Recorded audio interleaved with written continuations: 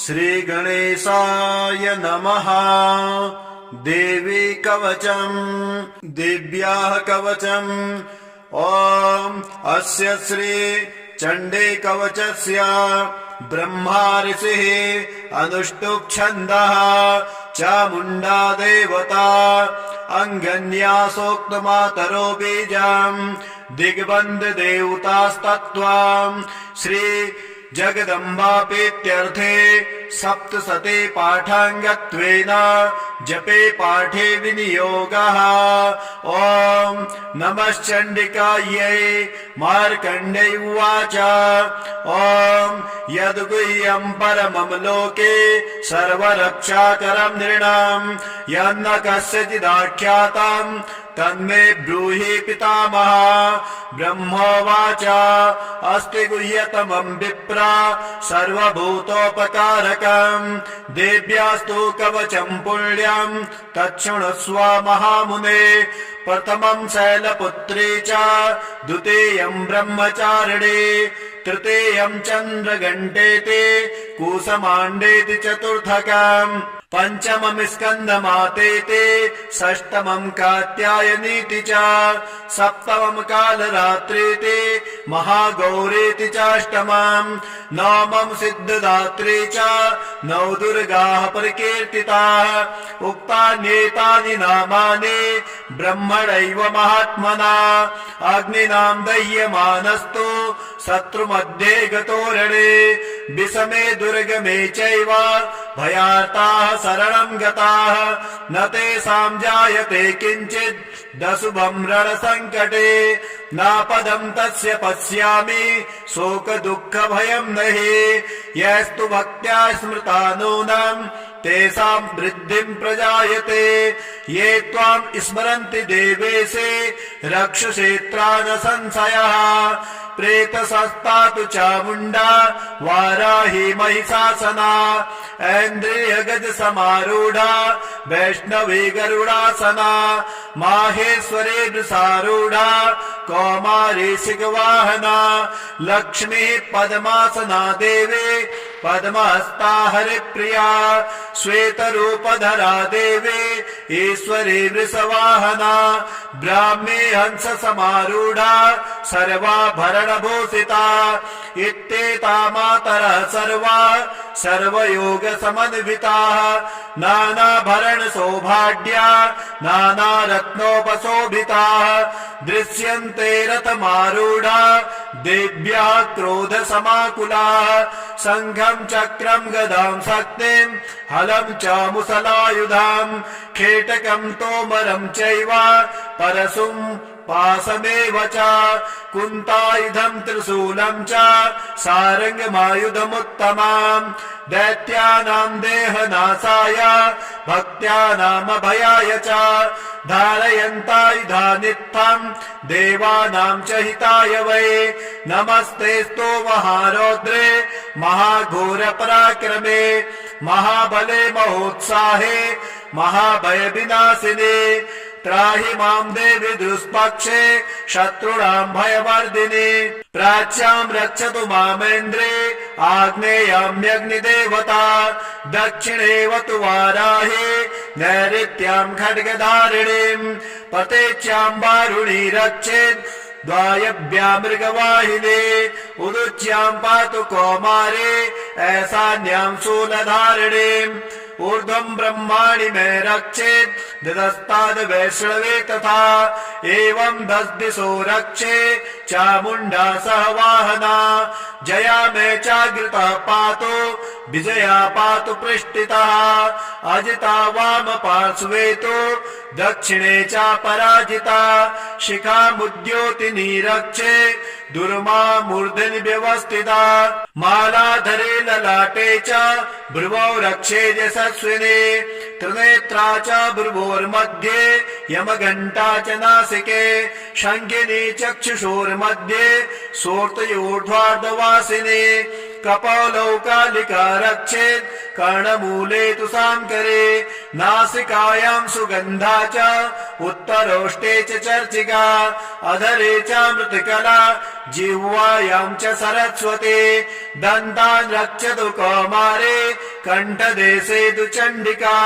घण्टिकां चित्रघण्टा च महामाया च तालुके कामाक्षी च मुखं रक्षेत् द्वाचं मे सर्वमङ्गला ग्रीवायां भद्रकाली च पृष्ठवंशे धनुर्धरे नीलग्रीवा बहि कण्ठे नलिकां नलकोबरे स्कन्धयोः खड्गनी रक्षेत् बाहु मे वज्रधारिणे हस्तयोर्दण्डिनी रक्षेत् दम्बिका चाङ्गुलेषु च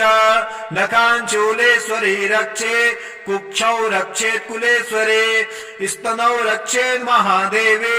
मनाशोकविनाशिने हृदये ललिता देवे उदरे शूलधारिणे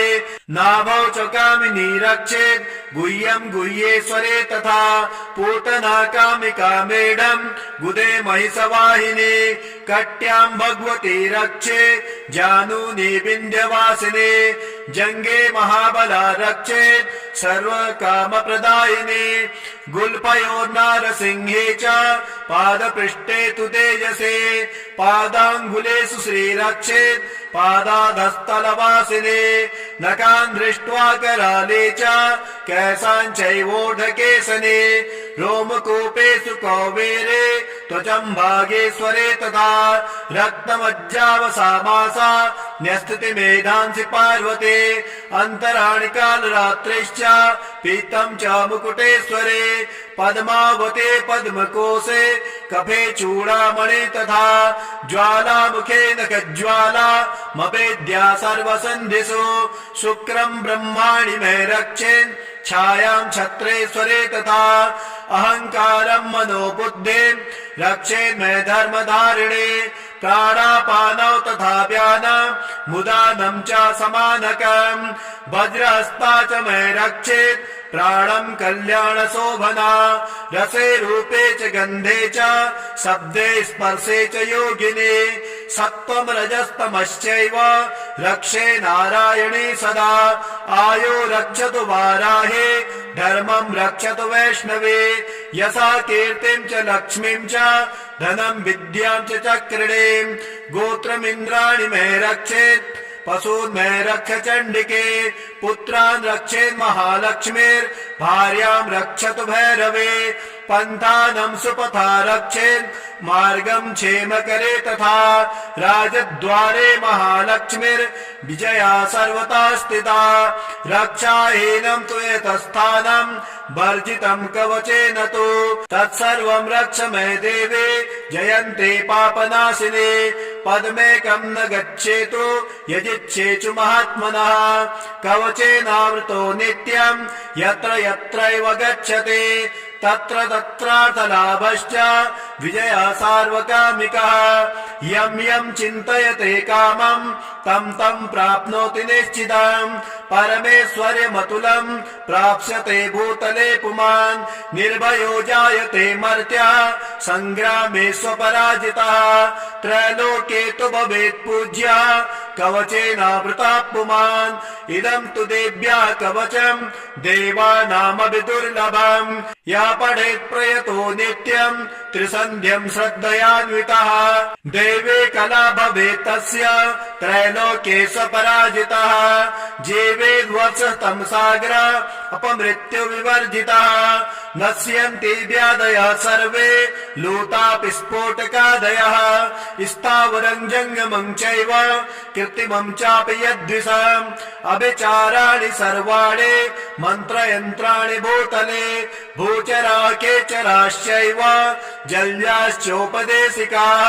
सहजाकुलजामाला डाकिनी साकिनी तथा अन्तरिक्षचरा घोरा डाकिन्निश्च महाबलाः ग्राभूतपिशाचाश्च यक्ष गन्धर्व राक्षसाः ब्रह्म राक्षस वेताला कूष्माण्डा भैरवादयः नश्यन्ते दर्शनातस्य कवचे हृदि संस्थिते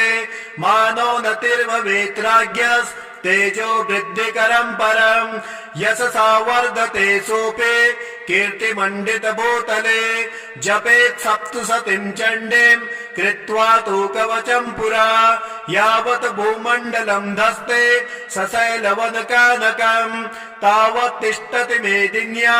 सन्तते पुत्रपौत्रिके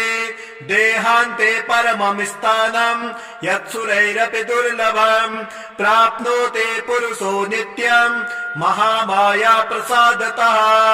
लभते परमं रूपम् शिवेन सह मोदते शिवेन सह मोदते। ॐ श्री गणेशाय नमः। देवी कवचम् दिव्याः कवचम् ॐ अस्य श्री चण्डी कवचस्य ब्रह्मा ऋषिः अनुष्टुप् छन्दः चामुण्डा देवता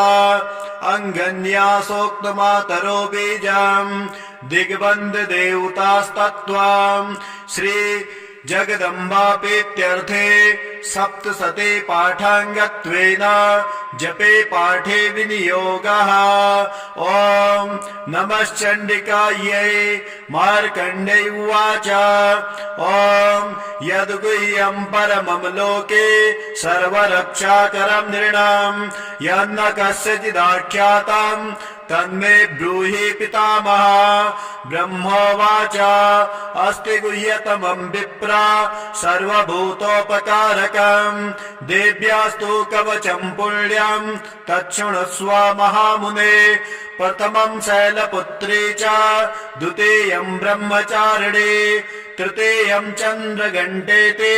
कूसमाण्डेति चतुर्थकम् पंचमं स्कन्दमातेति षष्ठमं कात्यायनीति च सप्तमं कालरात्रीति महागौरीति चाष्टमम् नवमं सिद्धदात्री च नौ दुर्गाः परिकीर्तिताः। उक्तान्येतानि नामानि ब्रह्मणैव महात्मना अग्निनां दह्यमानस्तु शत्रुमध्ये गतोरणे विषमे दुर्गमे चैव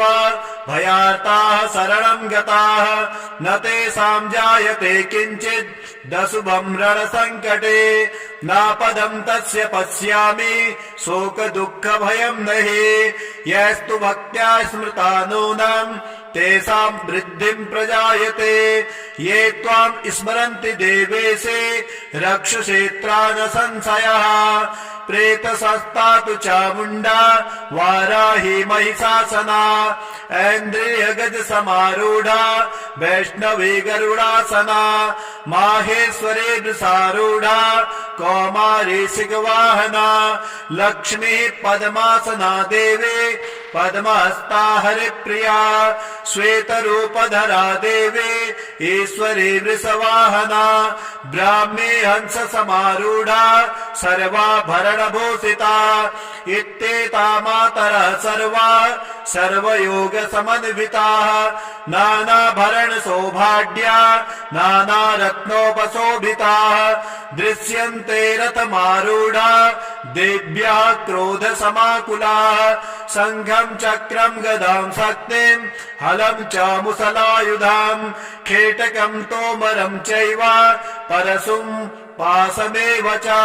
कुन्तायुधं त्रिशूलं च सारङ्गमायुधमुत्तमम् दैत्यानां देहनाशाय भक्त्यानामभयाय च धारयन्तायुधानित्थं देवानां च हिताय वै नमस्तेऽस्तु महारौद्रे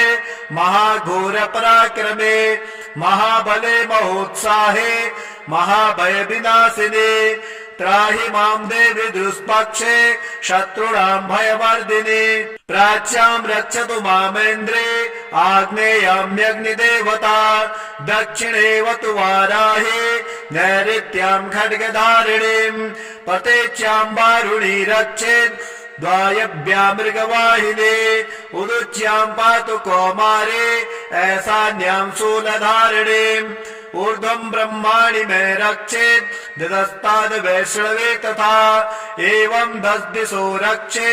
चामुण्डा सह वाहना जया मे चाग्रता पातु विजया पातु पृष्ठितः अजिता वाम पार्श्वे तु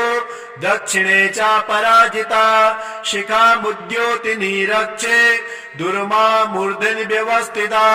मालाधरे ललाटे च भ्रुवौ रक्षे यशस्विने त्रिनेत्रा च भ्रुवोर्मध्ये यमघण्टा च नासिके शङ्खिनी चक्षुषोर्मध्ये सोर्तयोर्ध्वार्धवासिने कपालौ कालिका रक्षेत् कर्णमूले तु साङ्करे नासिकायां सुगन्धा च उत्तरोष्टे च चर्चिका अधरे च मृत्तिकला जिह्वायां च सरस्वती दन्तान् रक्षतु कौमारे कण्ठदेशे तु चण्डिका घण्टिकां चित्रघण्टा च महामाया च तालुके कामाक्षे च मुखं रक्षेत् द्वाचं मे सर्वमङ्गला ग्रीवायां भद्रकाली च पृष्ठवंशे धनुर्धरे नीलग्रीवा बहिः कण्ठे नलिकां नलकोभरे स्कन्धयोः खड्गिनी रक्षेत् बाहु मे वज्रधारिणे हस्तयोर्दण्डिनी रक्षेत् दम्बिका चाङ्गुलेषु च नखाञ्चूलेश्वरी रक्षेत् कुक्षौ रक्षेत् कुलेश्वरे स्तनौ रक्षेत् महादेवे मनाशोकविनाशिने हृदये ललिता देवे उदरे शूलधारिणे नाभौ च कामिनी रक्षेत् गुह्यं गुह्येश्वरे तथा पूतना कामिका मेढम् गुदे महिषवाहिनी कट्यां भगवती रक्षे जानूनि विन्ध्यवासिने जङ्गे महाबला रक्षेत् सर्वकामप्रदायिने गुल्फयोर्नारसिंहे च पादपृष्ठे तु तेजसे पादाङ्गुलेषु श्रीरक्षेत् पादाधस्थलवासिने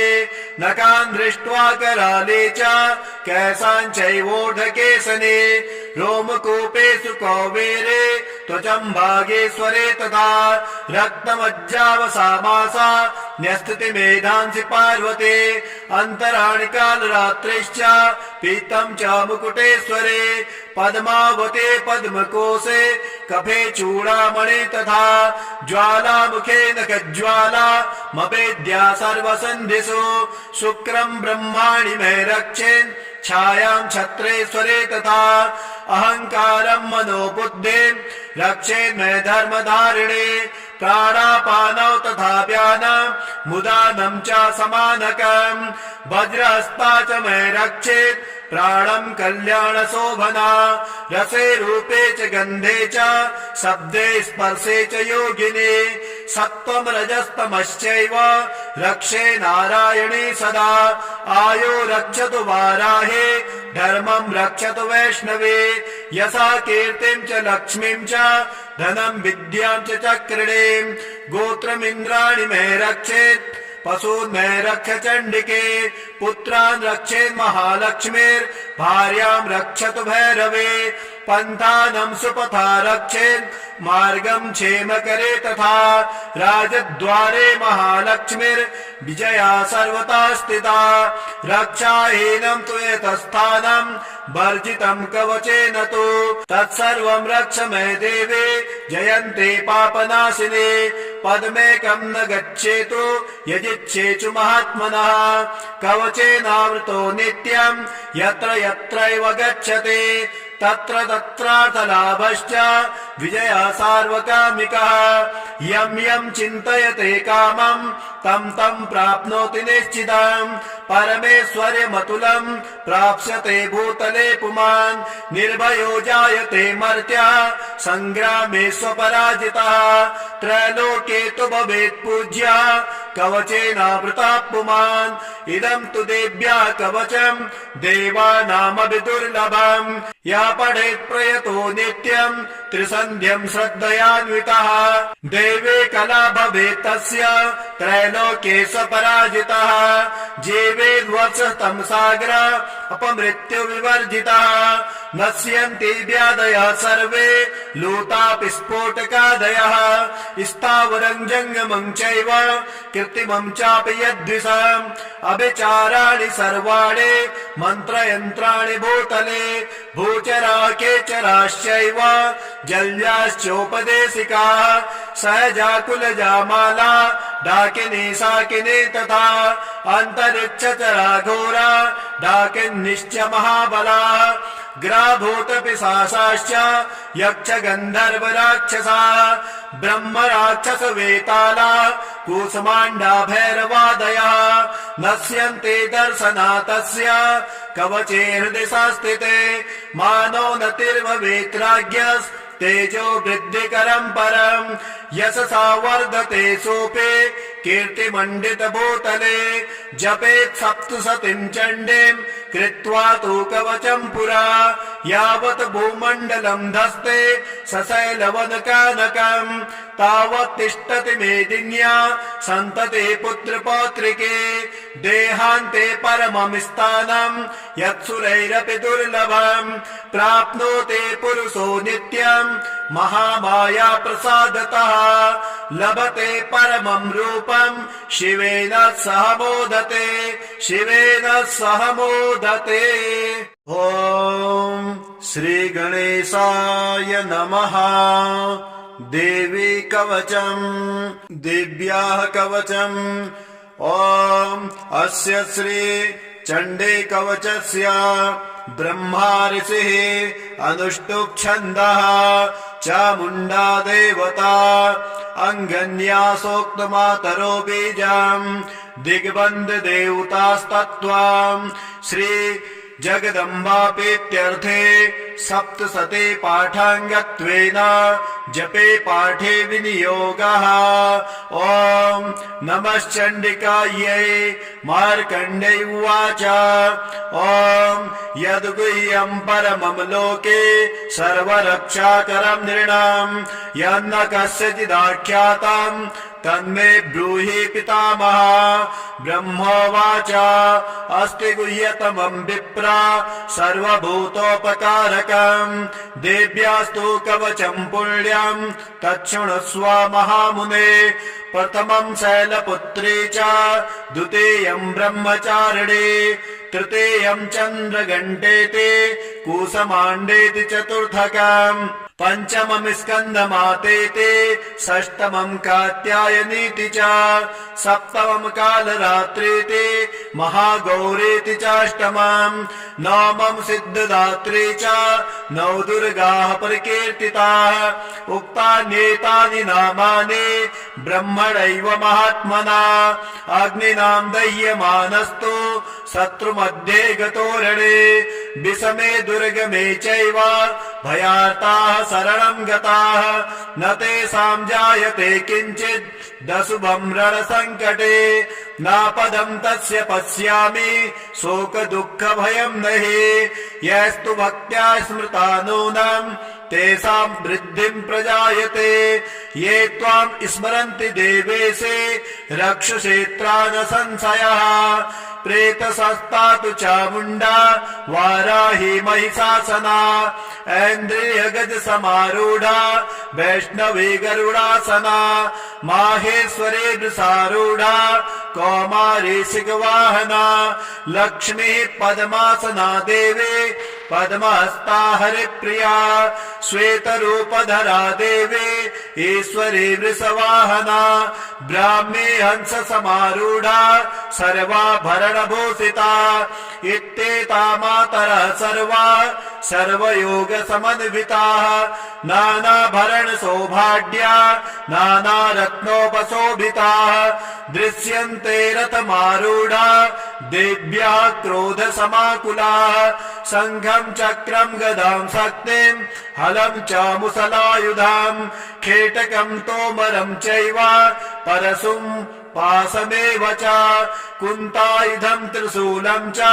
सारङ्गमायुधमुत्तमम् दैत्यानां देहनाशाय भक्त्यानामभयाय च धारयन्तायुधानित्थं देवानां च हिताय वै नमस्तेऽस्तु महारौद्रे महाघोरपराक्रमे महाबले महोत्साहे महाभयविनाशिने त्राहि मां देवि दुष्पक्षे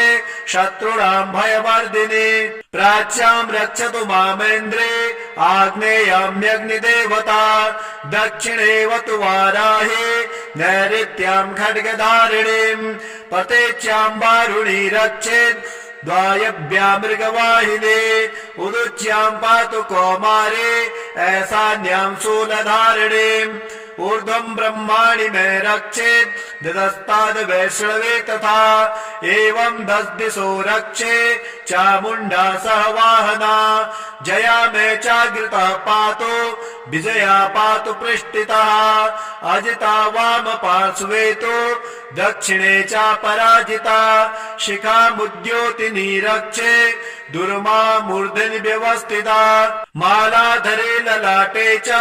भ्रुवौ रक्षे यशस्विने त्रिनेत्रा च भ्रुवोर्मध्ये यमघण्टा च नासिके शङ्खिनी चक्षुषोर्मध्ये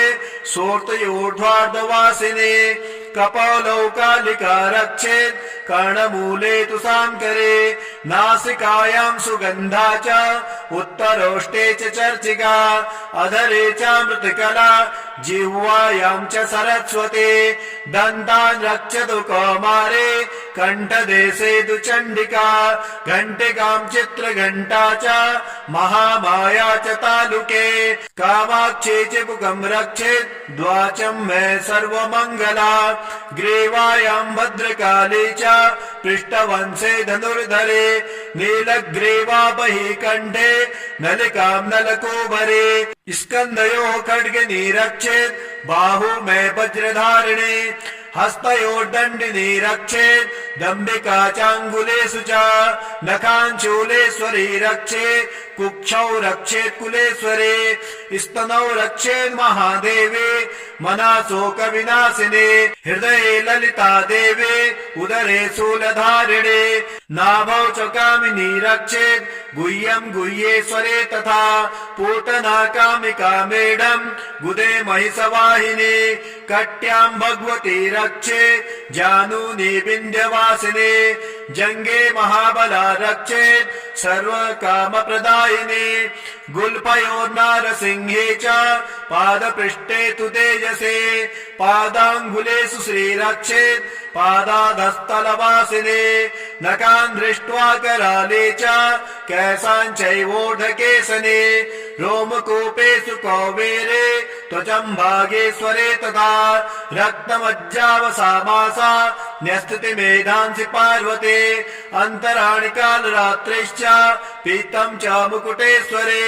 पद्मावते पद्मकोशे कफे चूडामणि तथा ज्वालामुखे नखज्वाला मपेद्या सर्वसन्धिषु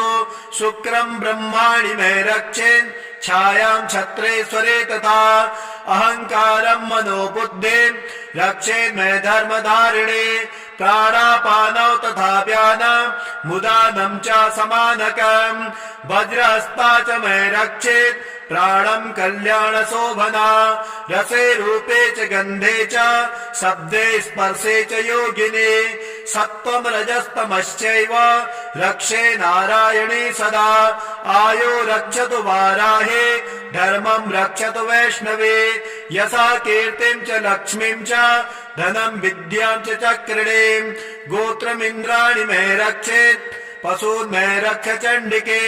पुत्रान् रक्षेत् महालक्ष्मीर्भार्यां रक्षतु भैरवे पन्थानं सुपथा रक्षेत् मार्गं क्षेमकरे तथा राजद्वारे महालक्ष्मीर्विजया सर्वथा स्थिता रक्षाहीनं तु एतत्स्थानं वर्जितं कवचेन तु तत्सर्वं रक्ष मे देवे जयन्ते पापनाशिने पद्मेकं न गच्छेतु यजिच्छेषु महात्मनः कवचेनावृतो नित्यं यत्र यत्रैव गच्छति तत्र तत्रार्थलाभश्च विजयः सार्वकामिकः यं यं चिन्तयते कामं तं तं प्राप्नोति निश्चितं परमेश्वर्यमतुलं प्राप्स्यते भूतले पुमान् निर्भयो जायते मर्त्यः संग्रामे स्वपराजितः त्रैलोके तु भवेत् पूज्यः कवचेनावृतः पुमान् इदं तु देव्याः कवचं देवानामपि दुर्लभम् यः पठेत् प्रयतो नित्यं त्रिसन्ध्यं श्रद्धयान्वितः देवे कला भवेत् तस्य त्रैलोके स्वपराजितः जीवेद्वर्षतं सागर अपमृत्यु विवर्जितः नश्यन्ति व्याधयः सर्वे लूतापि स्फोटकादयः स्थावरं जङ्गमं चैव कृत्रिमं चापि यद्विषम् अभिचाराणि सर्वाणि मन्त्रयन्त्राणि भूतले भूचरा केचराश्चैव जल्याश्चोपदेशिकाः सहजाकुलजा माला डाकिनी साकिनी तथा अन्तरिक्षचरा घोरा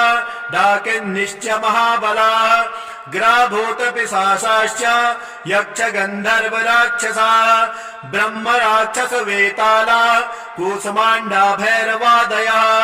नश्यन्ते दर्शनातस्य कवचे हृदि संस्थिते मानो नतिर्भवेत्राज्ञस् तेजो वृद्धिकरं परं यशसा वर्धते सोपे कीर्तिमण्डित भूतले जपेत् सप्तशतीं चण्डीं कृत्वा तु कवचं पुरा यावत् भूमण्डलं धस्ते सशैलवनकानकम् तावत् तिष्ठति मेदिन्या सन्तते पुत्रपौत्रिके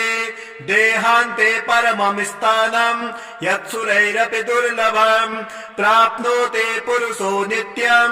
महामाया प्रसादतः लभते परमं रूपं शिवेन सह मोदते शिवेन सह मोदते।